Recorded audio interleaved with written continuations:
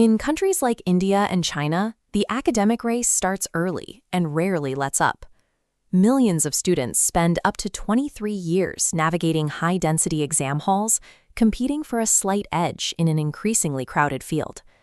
By the time these students reach 25, they have a lifetime of academic credentials, yet many remain entirely dependent on their parents for basic survival. Throughout those 2 decades of study, the curriculum almost never mentions the mechanics of these notes.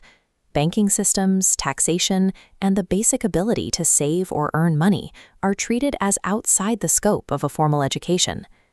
Passing these exams demonstrates an ability to navigate the traditional system, but it leaves the practical requirements of adult life completely unaddressed.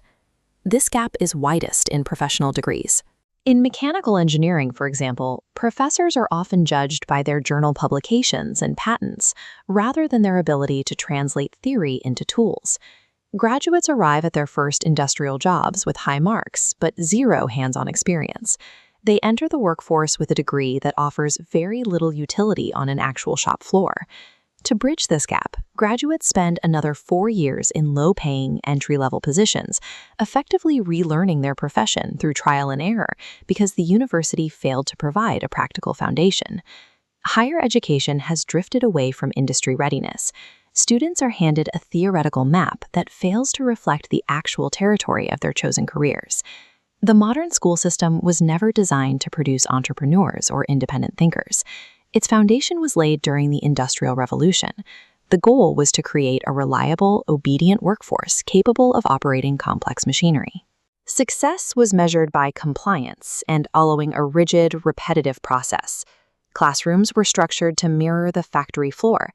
Students sat in regimented rows, facing forward, learning to respond to authority figures with rote repetition. While the global economy evolved toward complex financial systems and digital entrepreneurship, the school curriculum remained stationary. It still omits the very subjects that define modern life: banking, taxation, and the mechanics of starting a business. We are still using a 19th century model to train students for a 21st century economy. Previously, the family structure filled the gaps left by schools.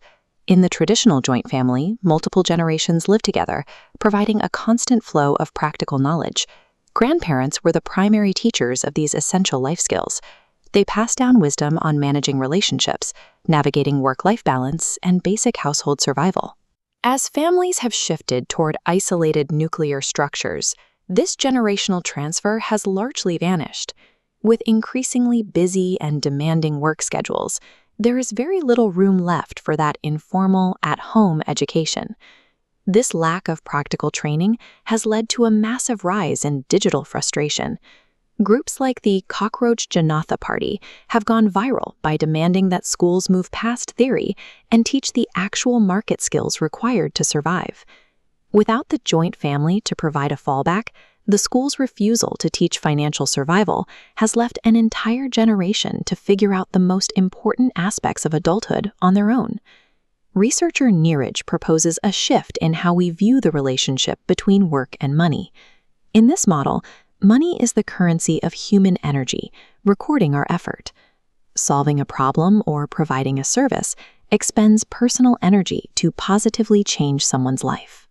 The money received in exchange is that energy returning, reflecting the value created for others.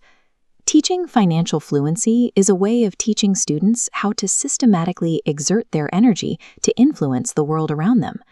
Converting this philosophy into a curriculum requires a move away from passive learning. Since money management is a skill learned through action, students need real-world experience. Small, weekend-based business projects starting in childhood allow them to practice these concepts when the stakes are still low. By creating, marketing, and selling a product, they learn how to create value. Crucially, they learn how to analyze and successfully recover from early failures before those failures become life-altering. This active exchange is the opposite of the traditional lecture. You cannot learn to navigate a market by watching a professor point at a stationary display in a quiet hall. Moving the focus from theory to practical alchemy transforms the student. They stop being test takers and start becoming creators of real-world value.